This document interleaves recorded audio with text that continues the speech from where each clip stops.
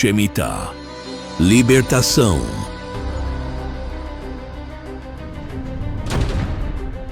E se tudo o que acontece no mundo, guerras, crises, reviravoltas, não fosse por acaso, mas obedecesse a um relógio sagrado marcado por Deus há milênios? E se as maiores mudanças da história estivessem previstas em um calendário celestial, ignorado pela maioria, mas ativo como um coração que bate no peito da criação? Era uma dessas noites em que o silêncio em Jerusalém era mais profundo que o habitual. O ar carregado de orações antigas parecia sussurrar segredos dos tempos. Enquanto o mundo moderno corria em frenesi, alheio aos ciclos divinos, um pequeno grupo de estudiosos se reunia nas sombras do Monte do Templo. Eles não olhavam para telas nem para as manchetes dos jornais. Seus olhos estavam fixos em um calendário sagrado, em um ciclo de 7 anos que parecia ditar o ritmo secreto da história. O Shemitah. O Eterno não age ao acaso, Ari, disse o velho, suas mãos trêmulas passando sobre um calendário hebraico. Ele estabeleceu Moadim, tempos designados, e o Shemitah, o ano do perdão, do descanso da terra. É a respiração de Deus sobre as nações. Ari suspirou impaciente. Avô, com todo respeito, isso é mística. O mundo funciona com algoritmos, petróleo e geopolítica. É? Elisha ergueu um gráfico econômico antigo, sobrepondo-o ao calendário. Setembro de 2001. O maior ataque terrorista da história. Setembro de 2008. A quebra do sistema financeiro global. Setembro de 2015. Convulsões. Sempre em setembro, Ari. Sempre no fim do ano civil de Deus, no limiar do Shemitah. Ele despejou mais dados. A queda de impérios em 1917, a legalização do aborto nos EUA em 1973, sua revogação em 2022, todas em anos de Shemitah, ou em seu rastro imediato. São ajustes, neto. A mão do oleiro endireitando o vaso que insiste em entortar. Cético, mas intrigado pela precisão, Ari aceitou o desafio. Vou provar que é coincidência. Ele mergulhou em bancos de dados globais, algoritmos de previsão econômica e registros históricos. Noites se passaram. A tela do seu computador, antes um caos de números, começou a desenhar um padrão inegável, uma sinfonia de caos com um maestro invisível. Então, ele chegou ao ciclo atual. Os cálculos se alinharam de uma forma que fez seu sangue esfriar. Ele não via apenas outra crise, via uma convergência, um pico de tensão geopolítica, uma fragilidade econômica sem precedentes e um vazio de liderança global que clamava por uma resposta. O próximo Shemitah não seria um sussurro, seria um grito. Ele correu para a sala de seu avô, o rosto pálido pela tela do laptop. Avô, você estava certo. Não é uma crise, é um gatilho. Elisha olhou para ele, seus olhos antigos carregados de uma solenidade profunda. O relógio de Deus está tocando, Ari.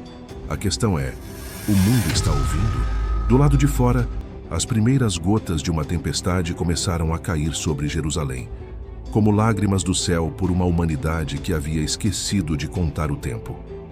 O Shemitah chegou. E veio não como um sussurro, mas como um rugido.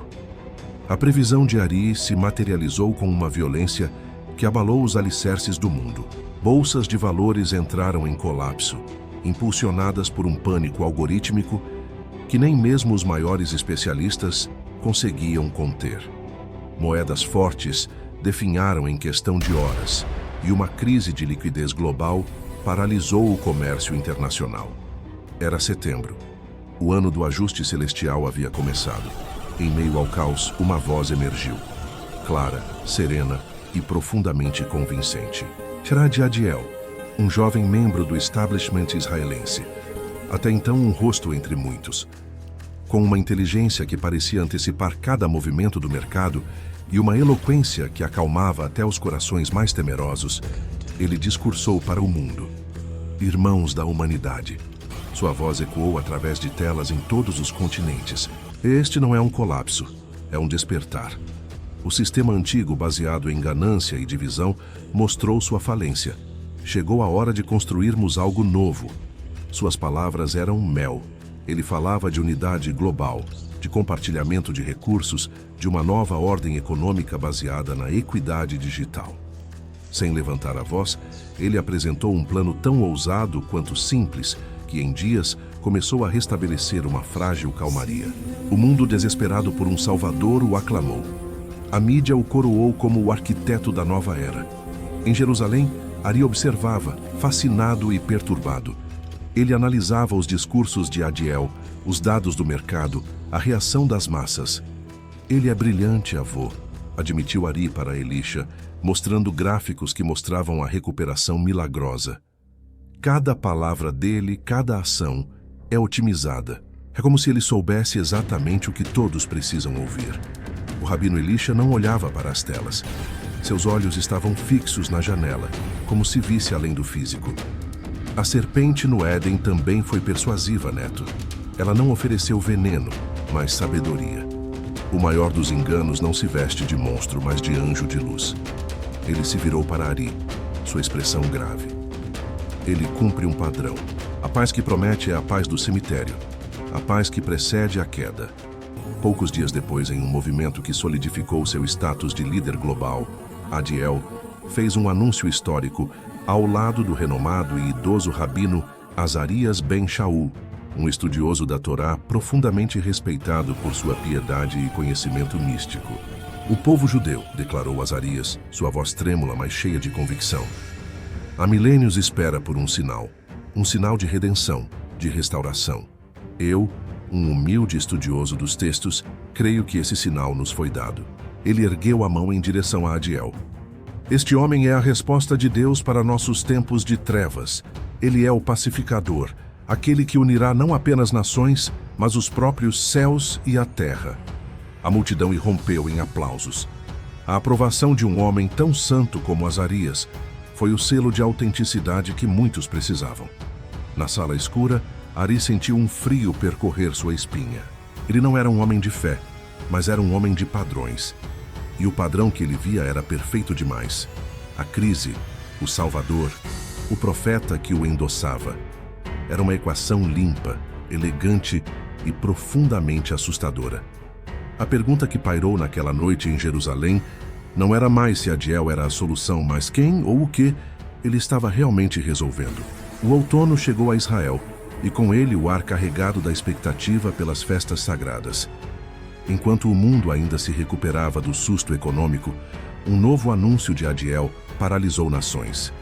Ele convocava uma cúpula de emergência no Cairo com todos os líderes do Oriente Médio. O tema, uma paz definitiva. Ari e Elisha assistiram à transmissão ao vivo. A cena era surreal.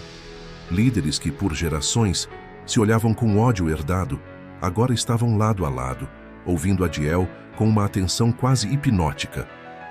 Durante séculos, este solo sagrado bebeu o sangue de nossos filhos, declarou Adiel, sua voz um instrumento de poderosa serenidade. Ofereço-lhes hoje não apenas uma trégua, mas uma cura. Uma aliança que não será escrita em papel, mas fundida no futuro compartilhado de nossos povos. Então ele apresentou a proposta impensável. Em troca de um corredor econômico e tecnológico que ligaria todas as nações árabes de acesso a fontes de energia limpa e de um assento em um novo Conselho Global de Governança, ele pedia o controle compartilhado do Monte do Templo para a reconstrução do terceiro templo de Israel. O silêncio na sala de transmissão foi absoluto. Era a concessão mais dolorosa, o sonho mais antigo, um milagre diplomático. Ele é louco, sussurrou Ari, incrédulo. Eles nunca aceitarão.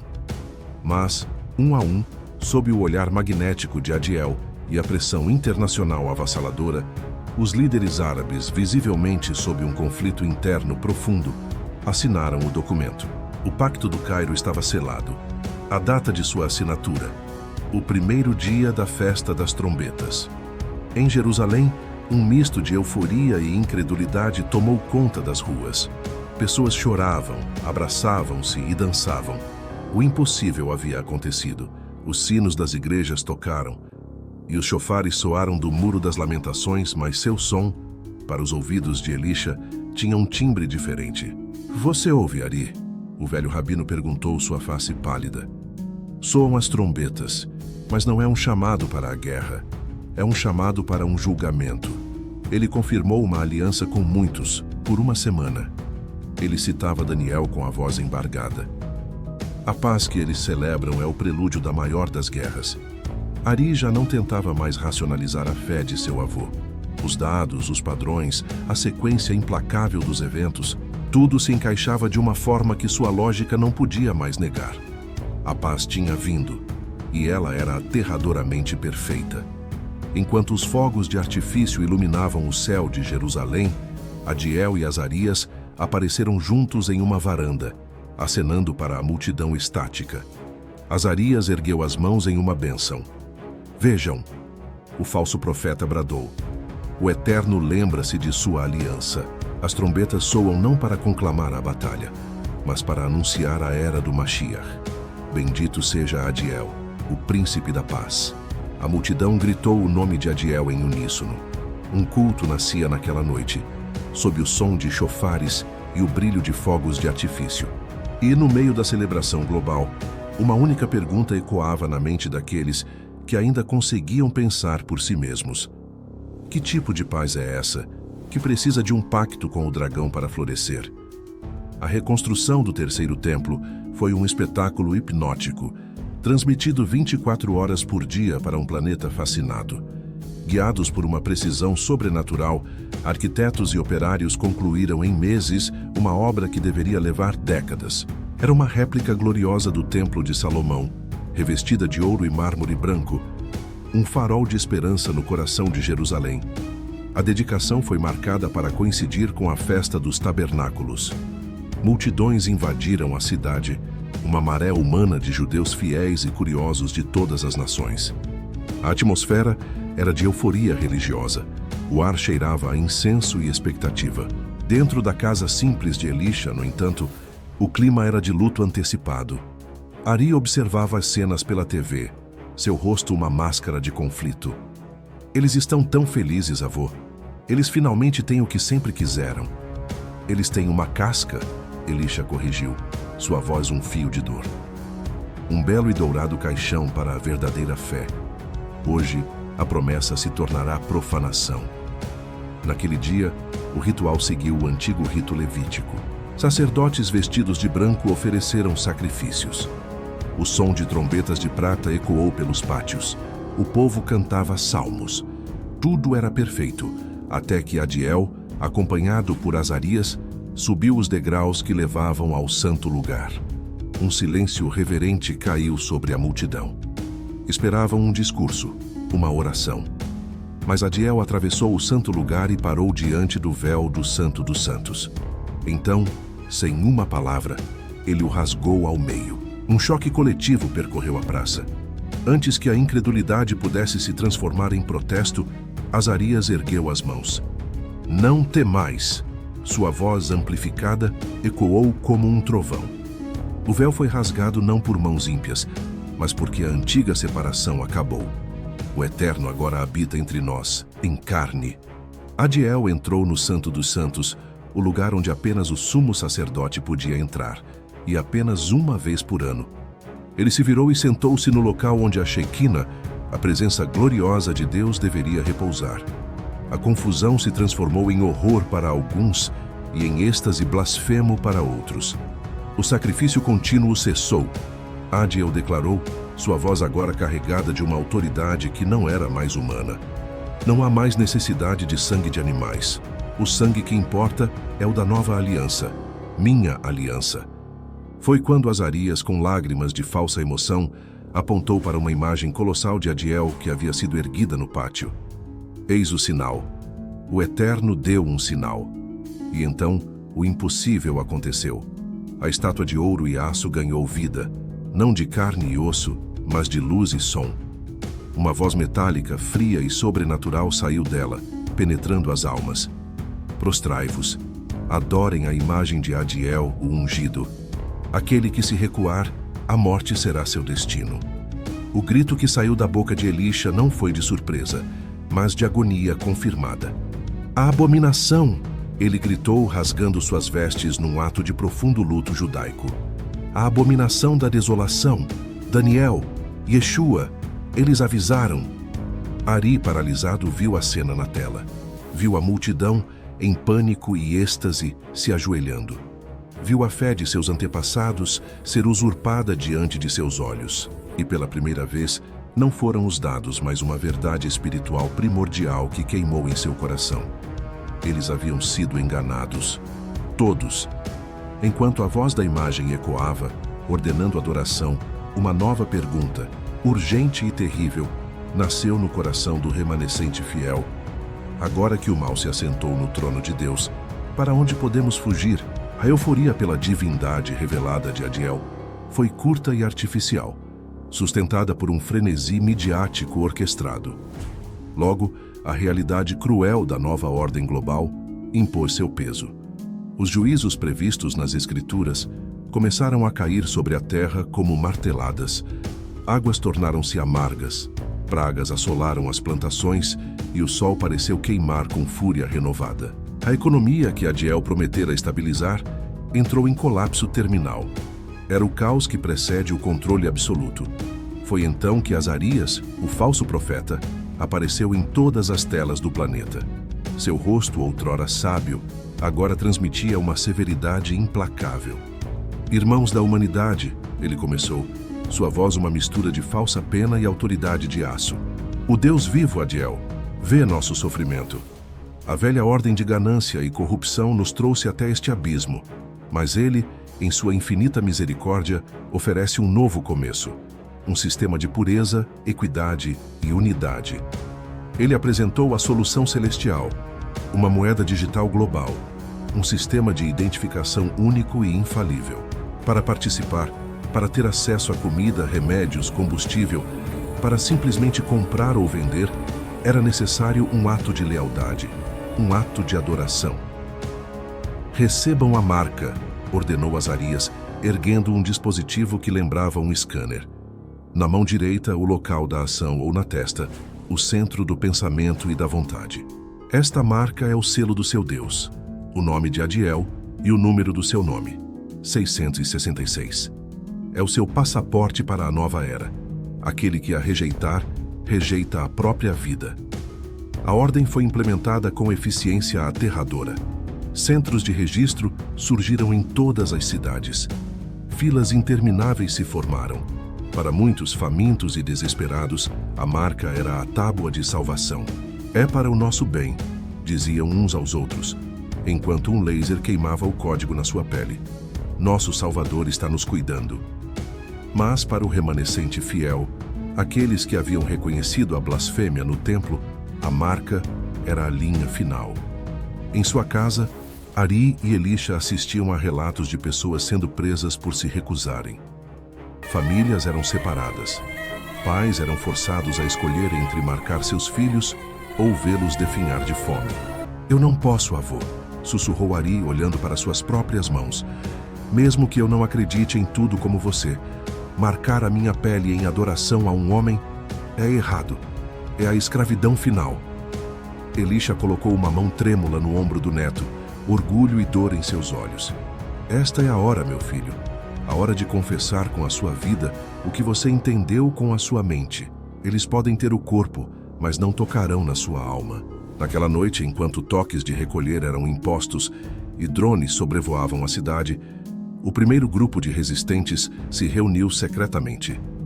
Eles não portavam armas, mas bíblias. Eles não planejavam um ataque, mas uma fuga.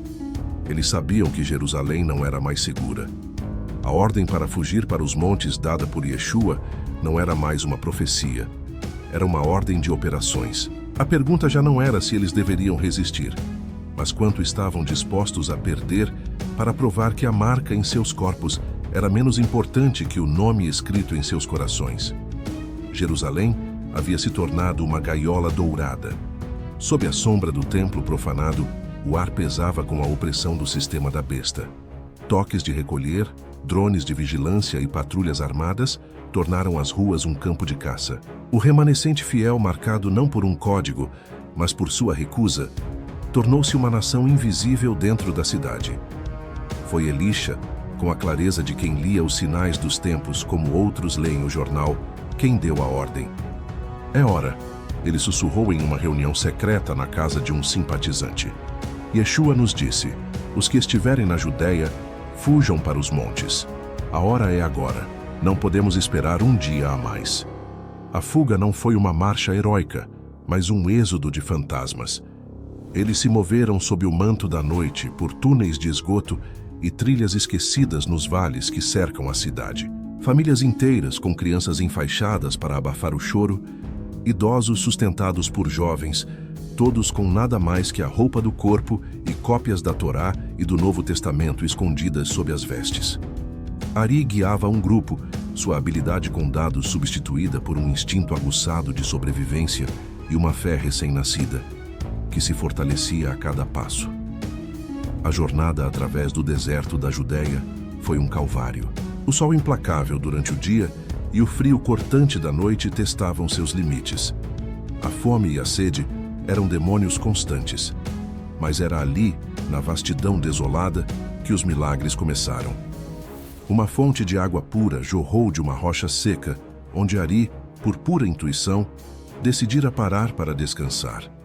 Nuvens de codornizes, como as que alimentaram Israel no Êxodo, pousaram exaustas em seu acampamento, providenciando carne. E em uma noite particularmente desesperadora, quando a última migalha havia sumido um homem idoso que eles haviam acolhido, um ex-rabino que reconhecera Yeshua, partiu o único pão que tinha e aquele pão saciou a fome de mais de 50 pessoas, multiplicando-se em suas mãos. Eles não eram mais analistas, rabinos ou artesãos. Eram peregrinos.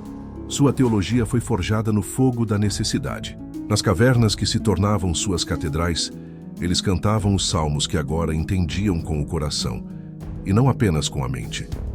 Levantarei os meus olhos para os montes. A voz de Elisha, fraca, mas firme, ecoava nas rochas. De onde me virá o socorro? O meu socorro vem do Senhor que fez o céu e a terra. Enquanto isso, o mundo sob o sistema de Adiel afundava em uma paz podre e artificial. A marca 666 era o novo padrão de normalidade. A perseguição aos terroristas espirituais, como eram chamados os que fugiam, intensificava-se. Imagens de alguns que foram capturados e executados por se recusarem a negar sua fé eram transmitidas como aviso. De sua caverna, Ari olhava para as estrelas, infinitamente mais brilhantes longe das luzes da cidade. Ele havia encontrado um padrão que seus algoritmos nunca poderiam decifrar: o padrão da providência. A fuga não era uma derrota, era um posicionamento estratégico ordenado por Deus. A pergunta que os sustentava já não era se seriam salvos, mas quando o rei por quem eles arriscavam tudo finalmente quebraria o céu para resgatá-los. O refúgio no deserto tornou-se um pesadelo vigiado. Drones de reconhecimento, silenciosos como abutres, cruzavam os céus. As forças globais de Adiel, unificadas sob a bandeira da besta, haviam localizado os últimos bolsões de resistência. A ordem era clara: aniquilar o remanescente de Israel e extinguir de vez a chama da rebeldia. De suas cavernas, Ari e Elisha assistiram às telas de um tablet com sinal fraco. Era uma visão apocalíptica. O maior exército da história humana se reunia no Vale de Megido. Tanques, soldados e bandeiras com o símbolo de Adiel se estendiam até onde a vista alcançava. Era o cumprimento de Zacarias. Todas as nações reunidas contra Jerusalém. É o fim, sussurrou uma mulher segurando seu filho. Não, Elisha respondeu, sua voz carregada de uma fé inabalável. É o começo do fim. O leão da tribo de Judá não permitirá que sua herança seja destruída. No vale Adiel transformado, com um brilho sombrio e aterrorizante em seus olhos, rugiu sua ordem final. Varram essa praga do mapa. Arrastem o nome do Deus deles pela lama. Hoje o mundo saberá que eu sou o único Deus.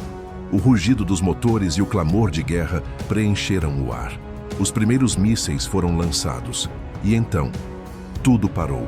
Um silêncio sobrenatural, mais aterrorizante que qualquer explosão, caiu sobre a terra. As máquinas se calaram. Os corações pareceram parar de bater. No céu negro pela fumaça da guerra, uma luz começou a se formar. Não era o sol. Era uma glória que consumia, uma santidade que fazia tremer a própria criação. E ele apareceu. Yeshua HaMashiach. Montado em um cavalo branco, seus olhos como chama de fogo, uma coroa de muitas coroas em sua cabeça. Em sua coxa estava escrito: Rei dos Reis e Senhor dos Senhores. Incontáveis exércitos celestiais o seguiam, vestidos de linho branco e puro. Antes que qualquer palavra fosse dita, soou a trombeta de Deus. O som ecoou não apenas nos ouvidos, mas nas próprias almas. E naquele instante, o arrebatamento aconteceu. Dentro das cavernas, Ari viu Elisha se transformar. A fraqueza da idade desapareceu, substituída por um corpo de glória e luz. Ele próprio foi tomado por uma sensação indescritível de poder e pureza. Sua natureza pecaminosa foi removida para sempre. Olhou para suas mãos, eram as mesmas, mas agora incorruptíveis, gloriosas. Ao seu redor, todos os fiéis, vivos e os corpos dos mártires que jaziam foram instantaneamente transformados e arrebatados, atravessando a rocha como se não existisse, ascendendo para encontrar o Senhor nos ares. Lá de cima, a visão era clara. O esplendor da vinda de Cristo consumia os exércitos do anticristo como palha. Adiel e Azarias, capturados por anjos, foram lançados vivos no lago de fogo que ardia à distância. E na terra desolada, um anjo desceu com uma grande corrente e prendeu Satanás no abismo, confinando-o à ruína que ele mesmo ajudara a criar. O rugido da batalha foi substituído por um cântico de vitória de milhões de vozes redimidas. A grande tribulação findara. Ari, agora com olhos que podiam ver a realidade espiritual, olhou para Elisha, seu avô, radiante e jovem em sua forma glorificada. Não havia mais dúvidas, não havia mais medo. A pergunta que os trouxera até ali foi respondida. O leão de Judá rugira, e para sempre ele reinaria. A transição da terra desolada para os átrios celestiais foi indescritível. Não foi uma viagem através do espaço, mas uma transfiguração da realidade. Um momento estavam sendo arrebatados nos ares, envoltos na glória do Messias. No seguinte, estavam lá. O céu, não um lugar de nuvens fofas e harpas, mas uma dimensão de realidade suprema, onde a luz não brilhava de uma fonte, mas emanava da própria presença de Deus. A Nova Jerusalém, uma cidade de ouro puro e fundamentos de pedras preciosas, pairou diante deles como a joia da coroa da criação, ainda não estabelecida na terra, mas servindo como a capital do reino celestial. Ari, em seu corpo glorificado, sentia-se mais vivo do que nunca. Cada sentido era amplificado, cada pensamento, claro. Ele não precisava mais de dados, ele compreendia. Ao seu lado, Elisha, agora na plenitude de sua juventude e vigor, sorria, seus olhos banhados em lágrima de pura alegria. Avô, isto é, real, foi tudo o que Ari conseguiu dizer. Mais real do que tudo que já conheceste, meu filho. Elisha respondeu, sua voz uma melodia de paz. Agora começamos a obra para a qual fomos redimidos. Eles foram conduzidos às salas de julgamento de majestade indescritível. Tronos foram estabelecidos e aos santos foi dado o direito de se assentarem neles. Não eram tronos de opressão, mas de governo e justiça. A promessa de Paulo em 1 Coríntios 6, 2, 3 tornou-se realidade viva. Não sabeis vós que havemos de julgar os anjos? Ari participou do julgamento dos sistemas humanos, dos impérios, das filosofias que haviam oprimido a terra. Ele viu a história não como uma sequência de eventos, mas como um tapete tecido com fios de obediência e rebelião. Ele entendeu a justiça perfeita por trás de cada juízo de Deus sobre as nações. Elisha, com seu profundo conhecimento da Torá, juntou-se ao julgamento dos anjos caídos. Ele viu a origem do pecado, a rebelião de Lúcifer, e como cada tentação e mal na história foi uma extensão daquela primeira semente de orgulho. A justiça era perfeita, imutável, e cada sentença era recebida com um solene amém da hoste celestial. Era um trabalho de pureza, clareza e propósito.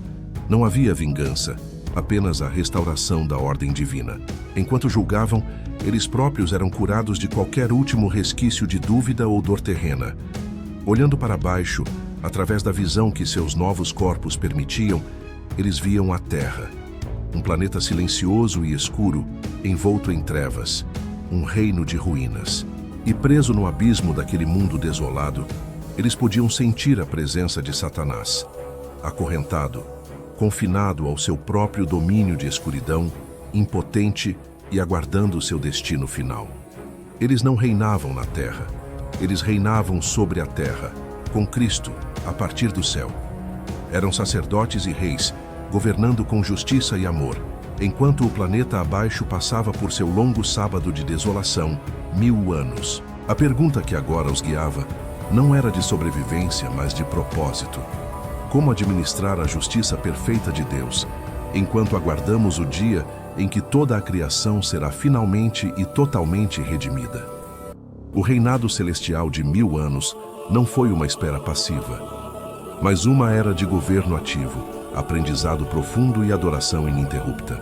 Os santos, em seus corpos glorificados, exploravam as maravilhas da Nova Jerusalém, uma cidade viva cujas ruas de ouro pareciam cantar e cujos fundamentos irradiavam a história da redenção. Ari e Elisha caminhavam junto ao rio da água da vida, claro como cristal que fluía do trono de Deus e do Cordeiro. Tudo faz sentido agora. Tudo faz sentido agora, disse Ari, sua voz cheia de uma admiração que nunca se esgotava. Cada profecia, cada sombra nas festas, cada ciclo do Shemitah era um eco distante desta melodia perfeita. Elisha assentiu, seu rosto sereno. O ensaio geral terminou, neto. Agora vivemos a realidade para a qual todos os sinais apontavam. Eles se reuniam em assembleias magníficas diante do trono. Dali, com uma perspectiva celestial, eles governavam. Suas funções como juízes continuavam, mas agora se expandiam para a administração da justiça cósmica. Eles testemunhavam a sabedoria infinita por trás de cada decreto divino na história, e suas vozes se uniam em coro de concordância com a vontade perfeitamente justa de Deus. Enquanto isso, suas atenções periodicamente se voltavam para a visão da Terra. O planeta permanecia um testemunho silencioso do juízo. Um globo envolto em trevas, sua superfície marcada pelas ruínas da antiga civilização e pelas cicatrizes da tribulação. Era um reino de absoluta desolação. E, no abismo desse mundo, a presença de Satanás era como um foco de ódio impotente, acorrentado não apenas fisicamente, mas também pela circunstância. Não havia ninguém para tentar, nenhuma alma para corromper. Sua prisão era a solidão absoluta em seu próprio domínio de trevas. Era um contraste chocante. A luz, a vida, a música e a comunidade no céu, contra a escuridão, o silêncio, a morte e a solidão na terra. Este era o significado verdadeiro dos 1000 anos. Um sábado de repouso para a criação, um tempo em que o mal estava não apenas derrotado, mas inoperante. No coração de todos, no entanto, havia uma expectativa sagrada. Eles sabiam, com a certeza que permeava o céu, que este não era o fim final. A Nova Jerusalém, sua linda cidade, não estava destinada a pairar para sempre nos céus. A promessa era de que ela desceria. Elisha muitas vezes olhava para a cidade celestial e depois para a terra em ruínas. A noiva está preparada, ele sussurrava, citando as escrituras que agora eram sua realidade. Ela aguarda o dia do casamento, quando a cidade descerá e o jardim será restaurado. A pergunta que agora pairava no ar celestial não era de dúvida, mas de antecipação solene.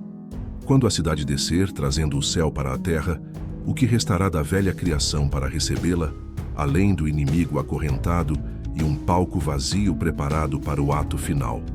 Um sussurro sagrado percorreu os corredores da Nova Jerusalém. Uma expectativa muito aguardada tomou conta de todos os santos.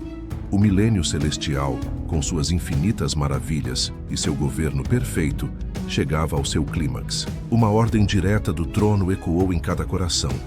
É hora. Ari e Elisha juntos testemunharam o início do evento final. A cidade inteira, uma massa colossal de ouro puro, luz viva e júbilo, começou a se mover. Não era uma queda, mas uma descida majestosa e deliberada, como uma noiva caminhando solenemente em direção ao seu noivo. Eles não estavam sendo expulsos do céu. Estavam trazendo o céu com eles. Através das paredes de luz da cidade, eles observavam a Terra se aproximar. O planeta ainda era um globo de trevas e ruínas, mas agora um ponto específico brilhava com uma intensidade divina: o Monte das Oliveiras, em Jerusalém. Era como se a própria geografia da Terra estivesse se preparando, se moldando para receber sua rainha. Com um silêncio que era mais profundo que qualquer som, a fundação da Nova Jerusalém pousou suavemente sobre o monte. Foi um impacto de glória, não de destruição. O monte se aplainou perfeitamente para recebê-la, e naquele momento, a cidade de Deus estava firmada na terra pela primeira vez. A luz do Cordeiro agora brilhava das janelas da cidade sobre um mundo ainda coberto de escuridão. Nesse exato instante, como se a descida da cidade fosse um sinal celestial, um grande terremoto varreu o globo. Não um terremoto de destruição, mas de liberação. Das profundezas da terra, das covas e dos mares, incontáveis corpos começaram a surgir. Não eram gloriosos como os dos santos. Eram corpos mortais, frágeis, marcados pelo pecado e pela história. Era a segunda ressurreição. Todos os ímpios de todas as eras, desde Caim até os que morreram durante a tribulação, foram levantados. Uma multidão incontável, confusa e assustada, agora se encontrava viva novamente, diante dos muros luminosos da cidade que representava tudo o que haviam rejeitado. E no abismo, as correntes que prendiam Satanás se soltaram. A liberdade do arcanjo caído não foi um triunfo, mas a abertura de sua última armadilha. Pela primeira vez em 1000 anos, ele sentiu novamente a presença de mentes corruptíveis, de vontades que poderiam ser tentadas. Um sorriso de puro ódio e loucura distorceu seu ser. Ele tinha novamente um exército para comandar. Saindo das sombras, Satanás voou sobre a multidão ressuscitada de ímpios. Sua voz, um veneno ancestral, encheu suas mentes. Vejam, eles roubaram o mundo que era nosso. Eles se trancaram em sua cidade de ouro e nos deixaram aqui na poeira. Mas ela é nossa. A cidade, a terra, tudo. Unam-se a mim. Tomemos o que é nosso por direito. E assim, num último e patético ato de rebelião, Satanás convocou todos os ímpios de todas as eras, e eles, em sua cegueira eterna, atenderam. O exército de Gog e Magog, um mar de hostilidade contra Deus, se formou mais uma vez, cercando a Nova Jerusalém, a cidade amada. Dentro dos muros, os santos observavam, não com medo, mas com uma solene tristeza. O palco estava armado para o ato final da justiça divina.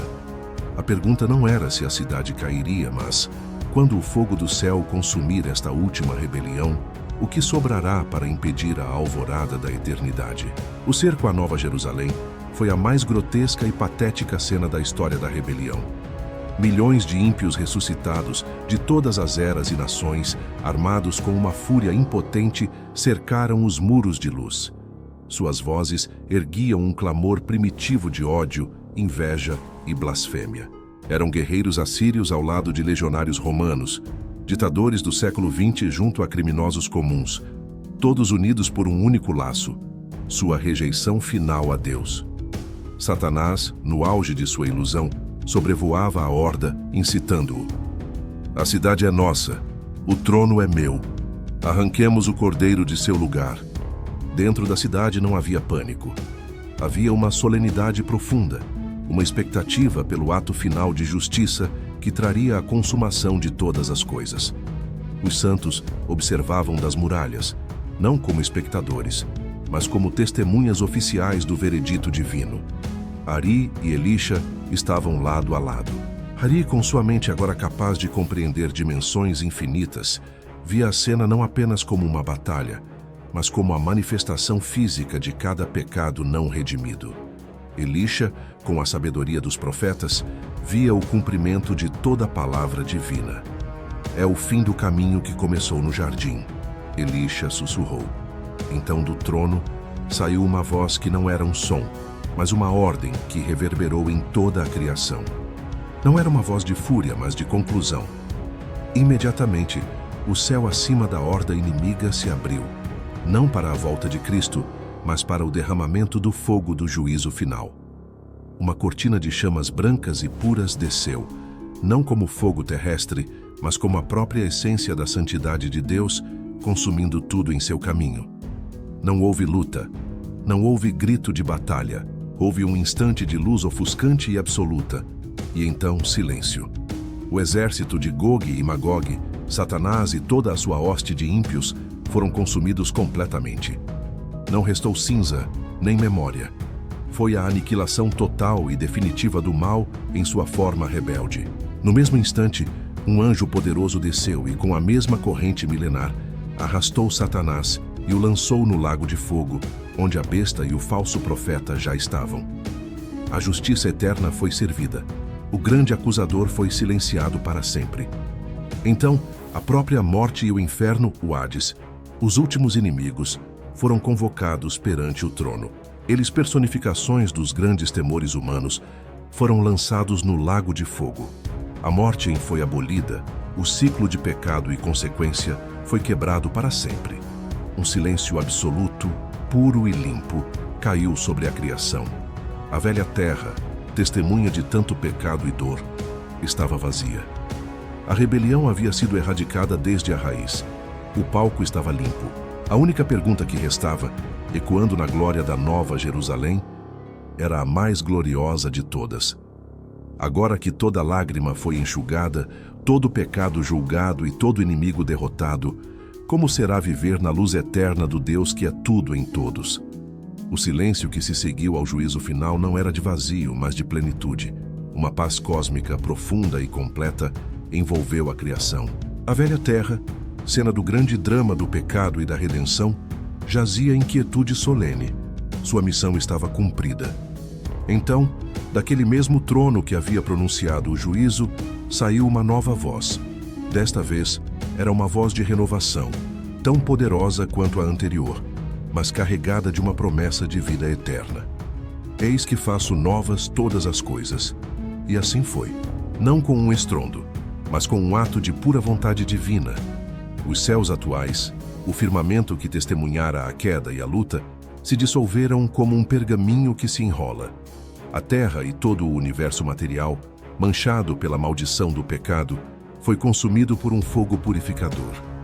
Não era o fogo da ira, mas o fogo do ourives, destinado a fundir o metal impuro para revelar o ouro puro. Daquele ato de dissolução divina, emergiu o novo céu e a nova terra. Era uma criação tão além da anterior quanto a luz é das trevas. As cores eram mais vivas, os sons eram harmonias puras, o ar carregava a fragrância da vida eterna. Não havia mais mar, símbolo de separação e turbulência nas Escrituras. Em seu lugar, rios de água viva serpenteavam por entre campos de uma beleza indescritível. A maldição foi desfeita. Não havia mais espinhos, nem dor, nem lágrimas. E a Nova Jerusalém, que havia descido sobre o Monte das Oliveiras, agora brilhava como o coração e a capital desta criação renovada. Ela não era mais uma cidade separada, mas integrada à nova terra, seu esplendor irradiando luz para toda a nova criação. As nações, os redimidos de todas as eras, caminhariam em sua luz. Dentro da cidade, Ari e Elisha, agora não mais como juízes, mas como herdeiros, contemplavam a visão final. A própria presença de Deus agora habitava com o homem. Ele mesmo enxugara toda lágrima de seus olhos. Não haverá mais noite. A voz de Deus ecoou suavemente em seus seres. Nem precisam de luz de lâmpada ou do sol, porque o Senhor Deus brilhará sobre eles e reinarão para todo o sempre. Ari olhou para Elisha e não havia mais palavras. Toda pergunta havia sido respondida, toda dor curada, toda profecia cumprida. A jornada que começara com o sussurro de um ciclo sagrado terminava no rugido triunfante da vitória eterna.